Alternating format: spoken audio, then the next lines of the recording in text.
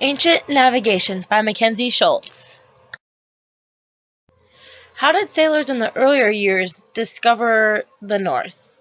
Many of us wonder how they have gotten this far north since there was no GPSs and no smartphones back then. So what did they really use to navigate themselves in the wide open sea? Was it the sun, the moon, or the stars, or was it a mixture of all three of them together? Many of the tools we use today to navigate around the world were not even invented way back when the first sailors navigated north. Many of them used a compass, which was an instrument whose magnetic metal needle angled itself with the magnetic fields of the earth. This caused one of the ends of the needle to point north, which then gave the sailors an idea of what direction they were actually going in. The next tool they used were maps, which we all use maps today. And basically, a map was used as a representation of a region of the earth or heavens to follow. An astrolabe was a tool that was once used to determine the altitude of the sun or other celestial bodies. They also used a cross staff, which was an early 16th century instrument for measuring the altitude of a heavenly body. It consists of a square shaft and a sliding crosspiece set at right angles to the shaft. The shaft end is held at the observer's eye and the crosspiece positioned to line up with the sun and the horizon. The crosspieces marked a point on the shaft that is referenced to in a table of degrees and minutes. Here you can definitely see that our technology has taken over since we do not use these any longer. On the left is a quadrant. This was basically just an early instrument for measuring altitude, consisting of a 90-degree angle graduated arc with a movable radius to measure angles.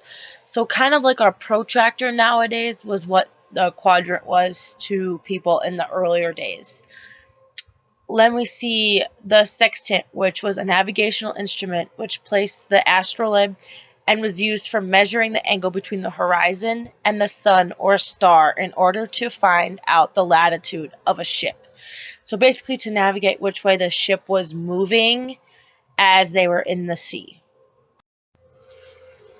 Now, when we talk about navigating, we always try to pick a point in the sky, and this just so happens that if we find out the North Star, or otherwise known as the Polaris to more astronomy people, this is kind of how we direct our navigation in the sky. The plow rotates counterclockwise, which could appear upside down sometimes if you look at it the wrong way. But this actually helps us find the North Star. The true North Star is right above the correct direction of north. So if you ever see the North Star, you're obviously heading in the north direction because the North Pole is up that way as well. Also talking about the North Star, we can also start talking about the different patterns the stars have in the sky, which we also could talk about the constellation in the sky. This is always on the opposite side of the North Star from the plow, which this is usually higher in the sky when it's normal. If it's a little low, that's abnormal. So that's something different that's happening in the sky.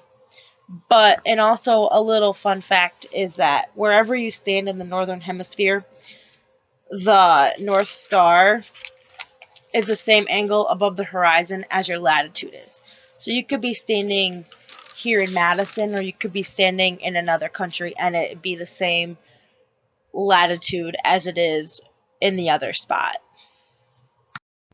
There are many hands-on activities that can be done to help someone better understand how to navigate and how the early day settlers and navigators kind of found their way north and how they managed to get to land and not get lost. One way is to make a fist with your arm and bend your arm up to the sky, kind of like we do in our lunar moon observation. This just really helps you find the latitude of a star and kind of demonstrates how far away the star is from you and how the degree changes between star to star, or how you stand, or how you have your fist. Here are the resources I used to complete my ancient navigation project. Now that you know how to measure the degree of latitude of a star, this might help you begin to understand how to navigate without a GPS or a smartphone or any of the technology tools that we have today in society that help us get to a direction which we don't know about. Now, going through this activity, we all have a better understanding of how hard it must have been to actually find land when the ancient sailors were navigating through the sea.